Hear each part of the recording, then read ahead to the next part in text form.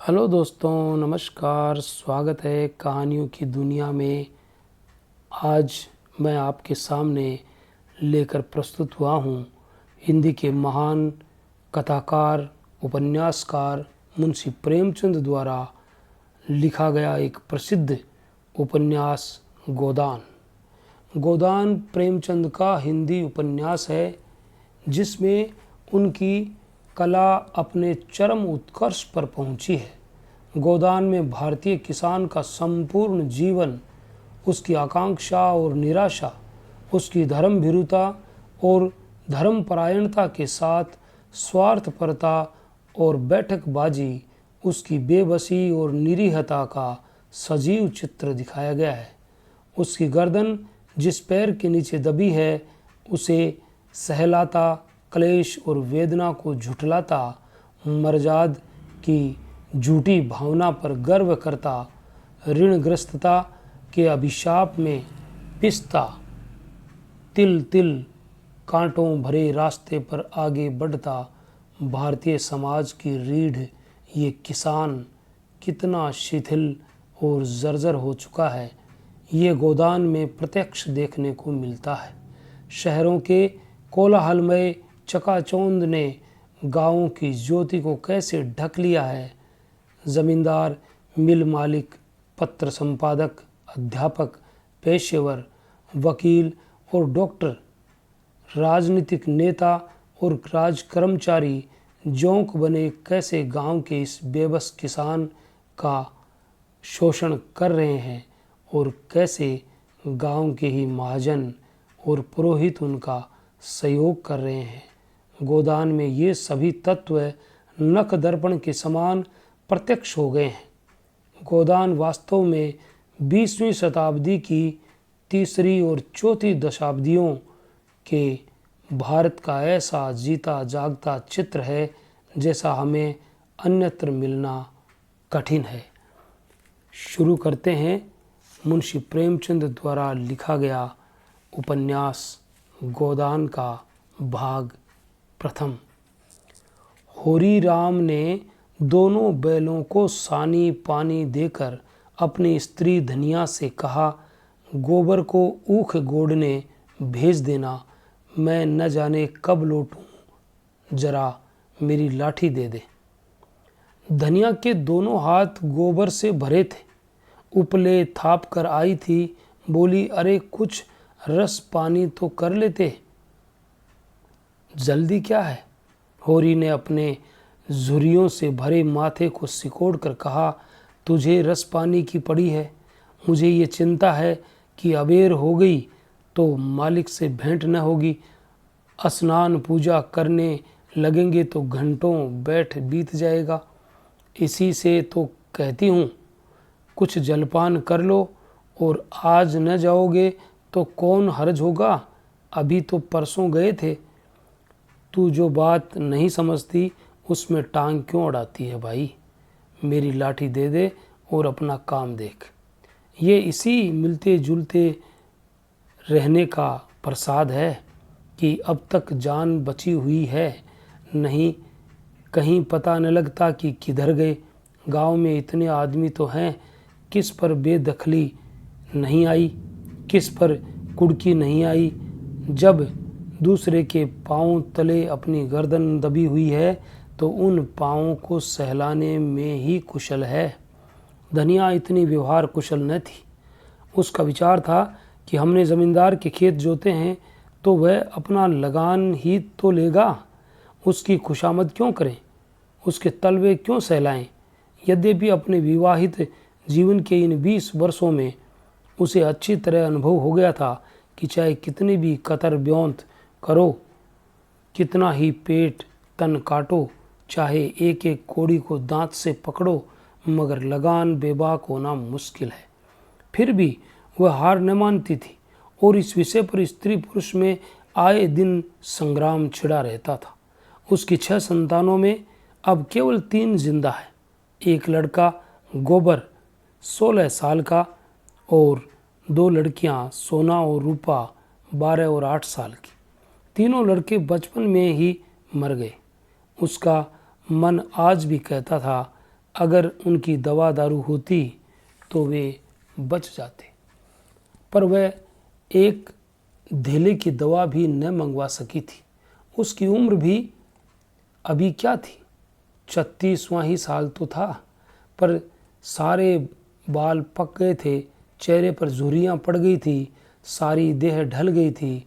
वह सुंदर गेहुआ रंग सांवला हो गया था और आँखों से भी कम सूझने लगा था। पेट की चिंता ही के कारण तो कभी तो जीवन का सुख न मिला। इस चिरस्थायी जीर्णावस्था ने उसके आत्मसम्मान को उदासीनता का रूप दे दिया था।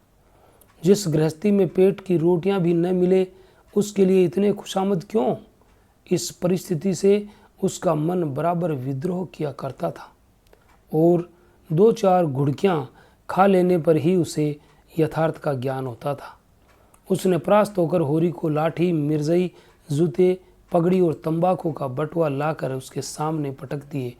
होरी ने उसकी ओर आंखें तरे कर कहा, क्या ससुराल जाना है जो 5 पोशाक लाई है? ससुराल में तो जवान साली सलहज नहीं बैठी जिसे जाकर दिखाऊं। होरी के गहरे सांवले पिचके हुए चेहरे पर मुस्कुराहट की मृदुता झलक पड़ी। धनिया ने लजाते हुए कहा, ऐसे ही तो बड़े सजीले जवान हो कि साली सलहजें तुम्हें देखकर रीझ जाएंगी। होरी ने फटी हुई मिर्जई को बड़ी सावधानी से तय करके खाट पर रखते हुए कहा, तो क्या तू समझती है मैं बूढ़ा हो गया? अभी तो 40 भी नहीं हुए। मर्द 60 पर पाठे होते हैं। जाकर शीशे में मुंह देखो। तुम जैसे मर्द 60 पर पाठे नहीं होते। दूध, घी, अंजन लगाने तक को तो मिलता नहीं, पाठे होंगे। तुम्हारी दशा देख देख कर तो मैं और भी सुखी जाती हूँ कि भगवान ये बुढ़ापा कैसे कटेगा, किसके द्वारा पर भीख मांगेंगे। होरी की वह क्षणिक मृदुता यथार्थ की इस आंच में जैसे झुलस गई। लकड़ी संभालता हुआ बोला, 60 तक पहुँचने की नौबत न आने पाएगी धनिया, इसके पहले ही चल देंगे। धनिया ने तिरस्कार किया, अच्छा रहने दो, मत अशुभ मुंह से निकालो। तुमसे कोई अच्छी बात भी कहे तो लगते हो कोसने। होरी कंधे पर लाठी रखकर घर से निकला तो धनिया द्वार पर खड़ी उसे देर तक देखती रही। उसके इस निराशा भरे शब्दों ने धनिया के चोट खाए हुए हृदय में आतंकमय कंपन सा डाल दिया था।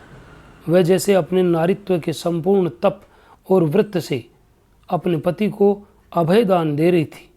उसके अंतःकरण से जैसे आशीर्वादों का व्यू सा निकलकर होरी को अपने अंदर छिपाए लेता था। विपन्नता के इस अथाह सागर में सुहाग की वह तृण था जिसे पकड़े हुए वह सागर को पार कर रही थी। इन असंगत शब्दों ने यथार्थ के निकट होने पर भी मानो झटका देकर उसके हाथ से वह तिनके का सहारा छीन लेना चाहा। बल्कि यथार्थ के निकट होने के कारण ही उनमें इतनी वेदना शक्ति आ गई थी। काना कहने से काने को जो दुख होता है वह क्या 2 आंखों वाले आदमी को हो सकता है? होरी कदम बढ़ाए चला जाता था।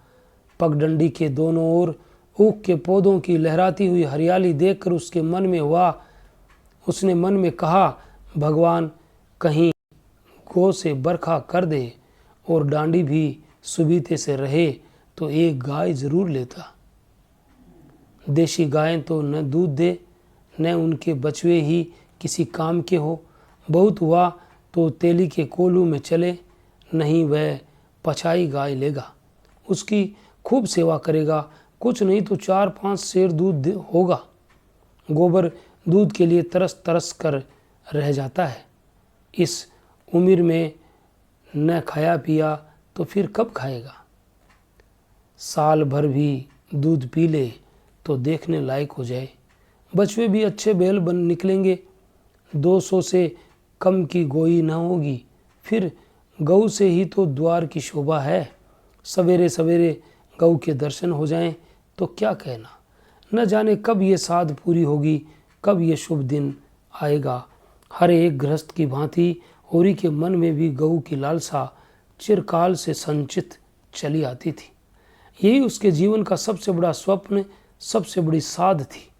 बैंक सूद से चयन करने या ज़मीन खरीदने या महल बनवाने की विशाल आकांक्षाएं उसके नन्हे से हृदय में कैसे समाती। जेठ का सूर्य आमों के झुरमुट से निकलकर आकाश पर छाई हुई लालिमा को अपने रजत प्रताप से तेज प्रदान करता हुआ ऊपर चढ़ रहा था और हवा में गर्मी आने लगी थी। दोनों ओर खेतों में काम करने वाले किसान उसे देखकर राम राम करते और सम्मान भाव से चिलम पीने का निमंत्रण देते थे, पर होरी को इतना अवकाश कहाँ था। उसके अंदर बैठी हुई समान लालसा ऐसा आदर पाकर उसके सूखे मन पर गर्व की झलक पैदा करती थी। मालिकों से मिलते जुलते रहने का ही तो ये प्रसाद है कि सब उसका आदर करते हैं, नहीं उसे कौन पूछता। 5 बीघे के किसान की बिसात ही क्या, ये कम आदर नहीं है कि 3-3, 4-4 हल वाले महतो भी उसके सामने सिर झुकाते हैं। अब वह खेतों के बीच की पगडंडी छोड़कर एक खलेटी में आ गया था, जहाँ बरसात में पानी भर जाने के कारण तरी रहती थी और जेठ में कुछ हरियाली नज़र आती थी। आसपास के गांवों की गौएं यहाँ चरने आया करती थी। उस समय में भी यहाँ की हवा में कुछ ताजगी और ठंडक थी। होरी ने 2-3 सांसें जोर से ली। उसके जी में आया कुछ देर यहीं बैठ जाए, दिन भर तो लू लपट में मरना ही है। कई किसान इस गड्ढे का पट्टा लिखाने को तैयार थे, अच्छी रकम देते थे, पर ईश्वर भला करे राय साहब का कि उन्होंने साफ कह दिया कि ये ज़मीन जानवरों की चराई के लिए छोड़ दी गई है और किसी दाम पर भी न उठाई जाएगी। कोई स्वार्थी ज़मींदार होता तो कहता गायें जाए भाड़ में, हमें रुपए मिलते हैं, क्यों छोड़े। पर राय साहब अभी तक पुरानी मर्यादा निभाते आए हैं। जो मालिक प्रजा को न पाले वह भी कोई आदमी है। सहसा उसने देखा भोला अपनी गायें लिए इसी तरफ चला आ रहा है। भोला इसी गांव से मिले हुए पूर्वे का ग्वाला था और दूध मक्खन का व्यवसाय करता था। अच्छा दाम मिल जाने पर कभी कभी किसानों के हाथ गायें बेच भी देता था। होरी का मन उन गायों को देखकर ललचा गया। अगर भोला वह आगे वाली गाय उसे दे तो क्या कहना, रुपए आगे पीछे देता रहेगा। वह जानता था घर में रुपए नहीं है, अभी तक लगान भी नहीं चुकाया जा सका, बसेसर शाह का देना भी बाकी है, जिस पर आने रुपए का सूद चढ़ रहा है। लेकिन दरिद्रता में जो एक प्रकार की अदूरदर्शिता होती है, वह निर्लजता के तकाजे, गाली और मार से भी भयभीत नहीं होती। उसने उसे प्रोत्साहित किया। बरसों से जो साध मन को आंदोलित कर रही थी, उसने उसे विचलित कर दिया। भोला के समीप जाकर बोला, राम राम भोला भाई, क्यों, कहो क्या रंग ढंग है, सुना अब की मेले से नई गायें लाए हो। भोला ने रुखाई से जवाब दिया। होरी के मन की बात उसने ताड़ ली थी। हाँ, 2 बछिए और 2 गायें लाया हूँ। पहले वाली गायें सब सूख गई थी, बंधी पर दूध न पहुँचे तो गुजर कैसे हो। होरी ने आगे वाली गाय के पुट्ठे पर हाथ रख कर कहा, दुधारू तो मालूम होती है, कितने में ली। भोला ने शान जमाई, अब की बाजार बड़ा तेज राम है तो इसके 80 रुपये देने पड़े। आंखें निकल गई। 30-30 रुपये तो दोनों कलोरों के दिए। 30 पर ग्राहक रुपए का 8 सेर दूध मांगता है। बड़ा भारी कलेजा है तुम लोगों का भाई। लेकिन फिर लाए भी तो वह माल कि यहाँ 10-5 गाँवों में तो किसी के पास निकलेगी नहीं। भोला पर नशा चढ़ने लगा। बोला, राय साहब इसके 100 रुपये देते थे, दोनों कलोरों के 50-50 रुपये, लेकिन हमने नहीं दिए। भगवान ने चाहा तो 100 रुपये इसी बयान में पीट लूँगा। इसमें क्या संदेह है भाई, मालिक क्या खा के लेंगे, नजराने में मिल जाए तो भले ले लें। ये तुम्ही लोगों का गुर्दा है कि अंजुली भर रुपए तकदीर के भरोसे गिन देते हो। यही जी चाहता है कि इसके दर्शन करता रहूं। धन्य है तुम्हारा जीवन कि गौओं की इतनी सेवा करते हो। हमें तो गाय का गोबर भी मयस्सर नहीं। गृहस्थ के घर में एक गाय भी न हो तो कितनी लज्जा की बात है। साल के साल बीत जाते हैं, गौरस के दर्शन नहीं होते। घर वाली बार बार कहती है, भोला भैया से क्यों नहीं कहते? मैं कह देता हूँ, कभी मिलेंगे तो कहूँगा। तुम्हारे स्वभाव से बड़ी प्रसन्न रहती है। कहती है, ऐसा मर्द ही नहीं देखा। जब बातें करेंगे नीचे आंखें करके कभी सिर नहीं उठाते। भोला पर जो नशा चढ़ रहा था उसे इस भरपूर प्याले ने और गहरा दिया। बोला, आदमी वही है जो दूसरों की बहू बेटी को अपनी बहू बेटी समझे। जो दुष्ट किसी मेहरिया की ओर ताके उसे गोली मार देना चाहिए। ये तुमने लाख रुपए की बात कह दी भाई। बस सज्जन वही जो दूसरों की आबरू को अपनी आबरू समझे। जिस तरह मर्द के मर जाने से औरत अनाथ हो जाती है, उसी तरह औरत के मर जाने से मर्द के हाथ पांव टूट जाते हैं।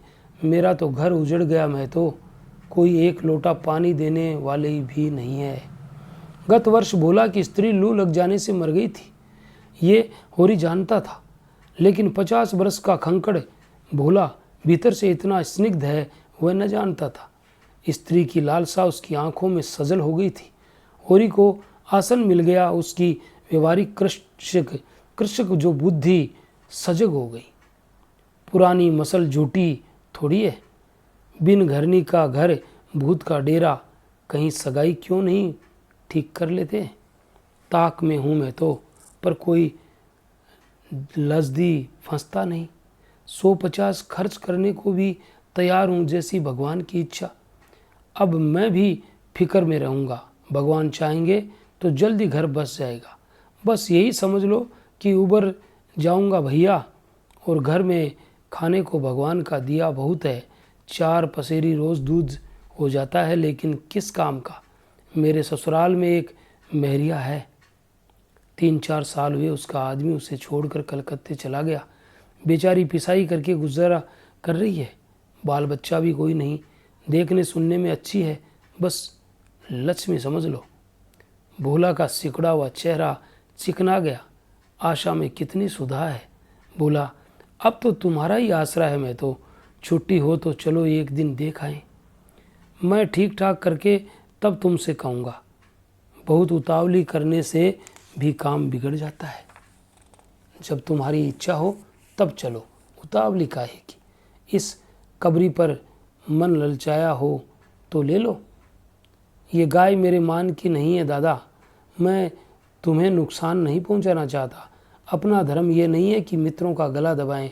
जैसे इतने दिन बीते हैं वैसे और भी बीत जाएंगे। तुम तो ऐसी बातें करते हो री, जैसे हम 2 हैं। तुम गाय ले लो, दाम जो चाहे देना। जैसे मेरे घर रही वैसे तुम्हारे घर रही। 80 रुपये में ली थी, तुम 80 रुपये ही देना। जाओ। लेकिन मेरे पास नगद नहीं है दादा, समझ लो। तो तुमसे नगद मांगता कौन है भाई? होरी की छाती गज भर की हो गई। 80 रुपये में गाय महंगी न थी। ऐसा अच्छा डील डोल, दोनों जून में 6-7 शेर दूध, सीधी ऐसी कि बच्चा भी दूल्हे। इसका तो एक एक बाछा 100-100 का होगा। द्वार पर बंधेगी तो द्वार की शोभा बढ़ जाएगी। उसे अभी कोई 400 रुपये देने थे, लेकिन उधार को वह एक तरह से मुफ्त समझता था। कहीं भोला की सगाई ठीक हो गई तो 1-2 साल तो वह भूलेगा भी नहीं। सगाई न भी हुई तो होरी का क्या बिगड़ता है? यही तो होगा। भोला बार बार तगादा करने आएगा, बिगड़ेगा, गालियां देगा। लेकिन होरी को इसकी ज़्यादा शर्म न थी। इस व्यवहार का वह आदी था। कृषक के जीवन का तो यही प्रसाद है। भोला के साथ वह छल कर रहा था और यह व्यापार उसकी मर्यादा के अनुकूल था। अब भी लेन देन में उसके लिए लिखा पड़ा होने और न होने में कोई अंतर न था। सूखे बूढ़े की विपदाएं उसके मन को भीरू बनाए रहती थी।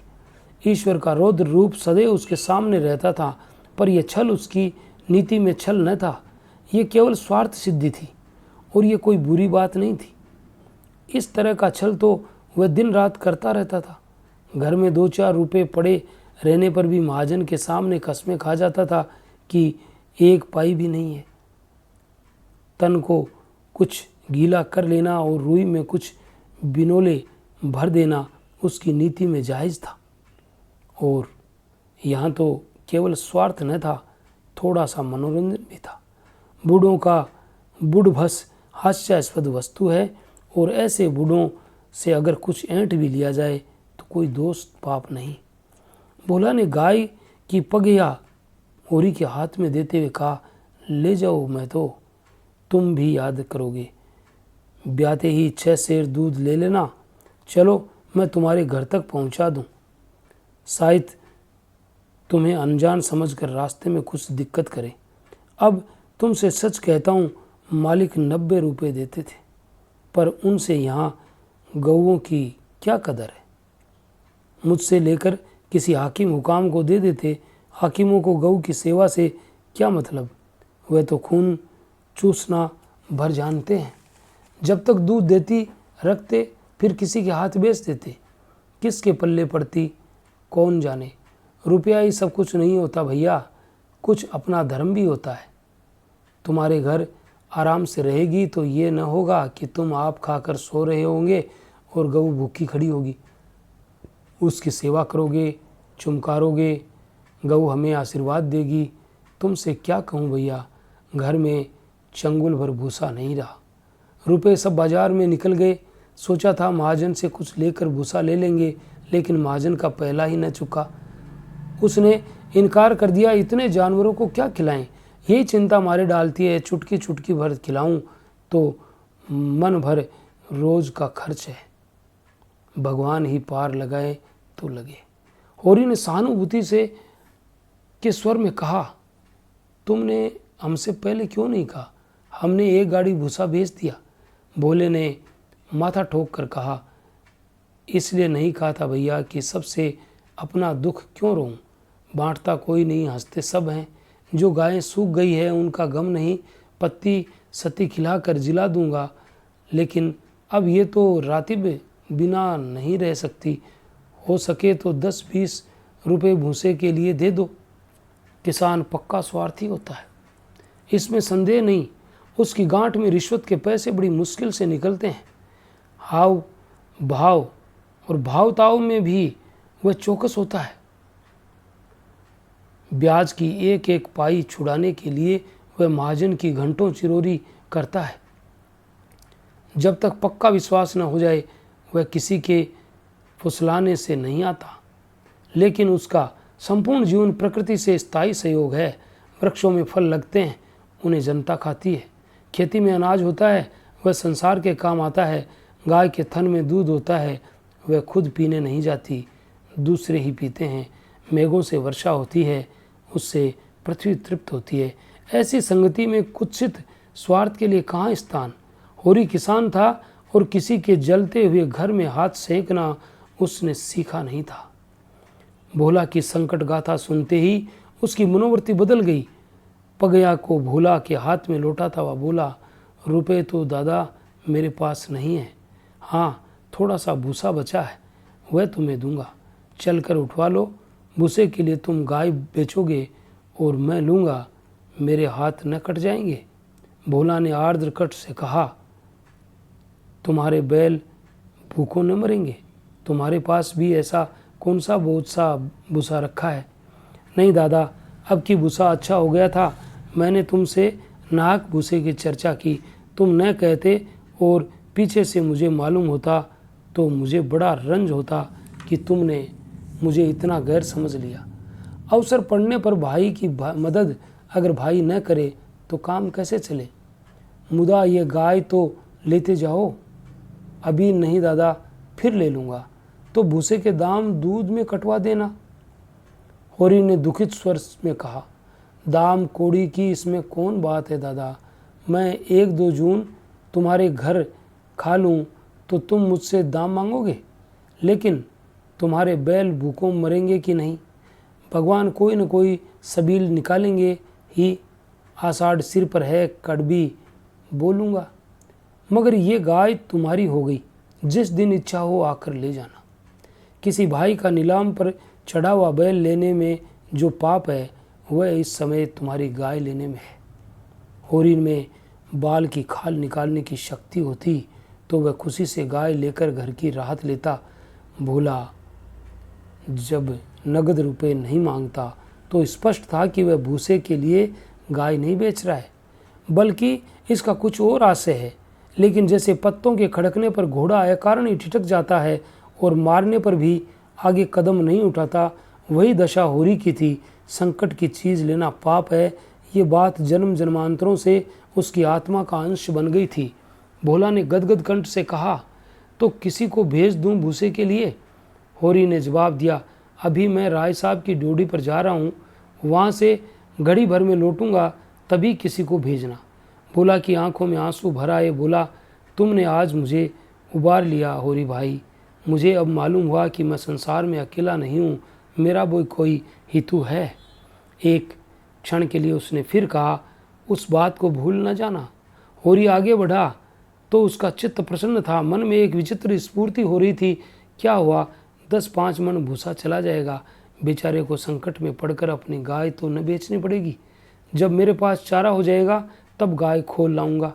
भगवान करे मुझे कोई मेहरिया मिल जाए, फिर तो कोई बात ही नहीं। उसने पीछे फिरकर देखा। कबरी गाय पूंछ से मक्खियाँ उड़ाती, सिर हिलाती, मस्तानी मंद गति से झूमती चली जाती थी, जैसे बांदियों के बीच में कोई रानी हो।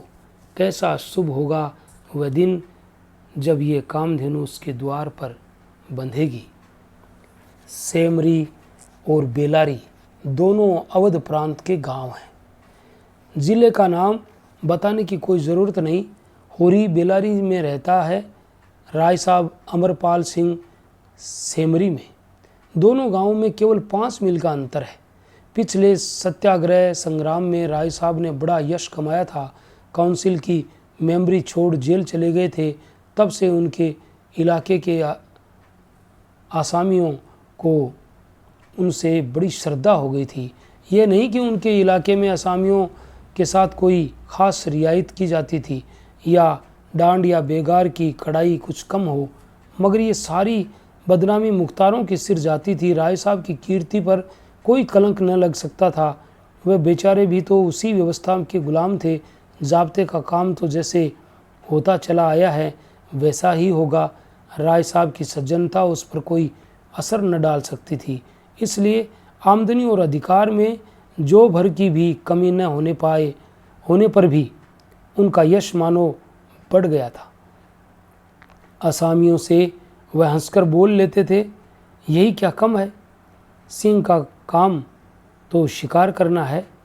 अगर वह गरजने और गुर्राने के बदले मीठी बोली बोल सकता तो उसे घर बैठे मनमाना शिकार मिल जाता। शिकार की खोज में जंगल में न भटकना पड़ता। राय साहब राष्ट्रवादी होने पर भी वो काम से मेल जोल बनाए रखते थे। उनकी नज़रें और डालियाँ और कर्मचारियों की दस्तूरियाँ जैसी की तैसी चली आती थी। साहित्य और संगीत के प्रेमी थे, ड्रामा के शौकीन, अच्छे वक्ता थे, अच्छे लेखक, अच्छे निशानेबाज। उनकी पत्नी को मरे आज 10 साल हो चुके थे, मगर दूसरी शादी न की थी। हंस बोलकर अपने विधुर जीवन को बहलाते रहते थे। होरी डोडी पर पहुंचा तो देखा जेठ के दशहरे के अवसर पर होने वाले धनुष यज्ञ की बड़ी जोरों से तैयारियां हो रही है। कहीं रंगमंच बन रहा था, कहीं मंडप, कहीं मेहमानों का आतिथ्य गृह, कहीं दुकानदारों के लिए दुकानें। धूप तेज हो गई थी, पर राय साहब खुद काम में लगे हुए थे। अपने पिता से संपत्ति के साथ साथ उन्होंने राम की भक्ति भी पाई थी। धनुष यज्ञ को नाटक का रूप देकर उसे शिष्ट मनोरंजन का साधन बना दिया था। इस अवसर पर उनके यार दोस्त, हाकिम, हुकाम सभी निमंत्रित होते थे और 2-3 दिन इलाके में बड़ी चहल पहल रहती थी। राय साहब का परिवार बहुत विशाल था। कोई 150 सरदार एक साथ भोजन करते थे। कई चाचा थे, दर्जनों चचेरे भाई, कई सगे भाई, 20 नाते के भाई। एक चचा साहब राधा के अनन्य उपासक थे, बराबर वृंदावन में रहते थे। भक्ति रस के कितने ही कवित रच डाले थे और समय समय पर उन्हें छपवाकर दोस्तों को भेंट कर देते थे। एक दूसरे चचा थे जो राम के परम भक्त थे। फारसी भाषा में रामायण का अनुवाद कर रहे थे। रियासत से सबसे वजी के बंधे हुए थे। किसी को कोई काम करने की ज़रूरत नहीं थी। होरी मंडप में खड़ा सोच रहा था कि अपने आने की सूचना कैसे दें कि सहसा राय साहब उधर ही आ निकले और उसने देखते ही बोले, अरे तू आ गया होरी, मैं तुम्हें बुलवाने वाला था। देख अब कि तुझे राजा जनक का माली बनना पड़ेगा, समझ गया ना। जिस वक्त श्री जानकी जी मंदिर में पूजा करने आती है उसी वक्त तू एक गुलदस्ता लिए खड़ा रहेगा और जानकी जी को भेंट करेगा। गलती न करना, देख ले। आसामियों से ताकीद करके कह देना कि सब के सब शगुन करने आए, मेरे साथ कोठरी में आ, तुझसे कुछ बातें करनी है। वह आगे आगे कोठी की ओर चले, होरी पीछे पीछे चला। वहीं एक घने वृक्ष की छाया में एक कुर्सी पर बैठ गए और होरी को ज़मीन पर बैठने का इशारा करके बोले, समझ गया मैंने क्या कहा था। कारकुन को तो जो कुछ करना है वह करेगा ही, लेकिन असामी जितने मन से असामी की बात सुनता है, कारकुन की नहीं सुनता। हमें इन्हीं 5-7 दिनों में 20,000 का प्रबंध करना है। कैसे होगा समझ में नहीं आता। तुम सोचते होंगे मुझ टके के आदमी से मालिक क्यों अपना दुखड़ा ले बैठे।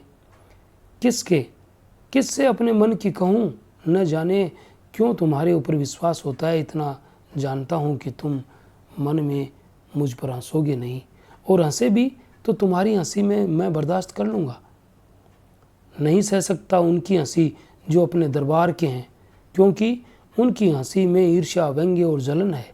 और वे क्यों न हंसेंगे, मैं भी तो उनकी दुर्दशा और विपत्ति और पतन पर हंसता हूँ, दिल खोल कर तालियां बजाकर। संपत्ति और सहृदयता में बैर है। हम भी दान देते हैं, धर्म करते हैं, लेकिन जानते हो क्यों? केवल अपने बराबर वालों को नीचा दिखाने के लिए। हमारा दान और धर्म कोरा अहंकार है, विशुद्ध अहंकार।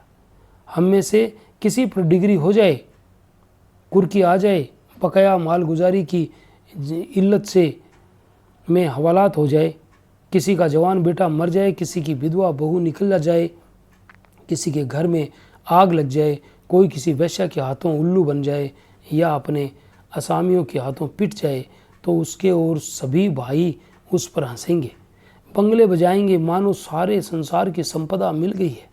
और मिलेंगे तो इतने प्रेम से जैसे हमारे पसीने की जगह खून बहाने को तैयार हैं।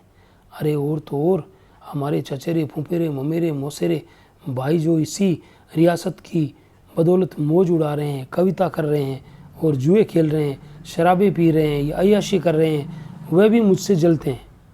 आज मर जाऊं तो भी घी के चिराग जलाएं। मेरे दुख को दुख समझने वाला कोई नहीं। उनकी नज़रों में मुझे दुखी होने का कोई अधिकार भी नहीं है। मैं अगर रोता हूँ तो दुख की हंसी उड़ाता हूँ। मैं अगर बीमार होता हूँ तो मुझे सुख होता है। मैं अगर अपना ब्याह करके घर में कलह नहीं बढ़ाता तो ये मेरी नीच स्वार्थपरता है। अगर ब्याह कर लूँ तो वह विलासांधता होगी। अगर शराब नहीं पीता तो मेरी कंजूसी है। शराब पीने लगूँ तो वह प्रजा का रक्त होगा। अगर अय्याशी नहीं करता तो अरसिक हूँ, और अय्याशी करने लगूँ तो फिर कहना ही क्या। इन लोगों ने मुझे भोग विलास में फंसाने के लिए कम चालें नहीं चली, अब तक चलते जाते हैं।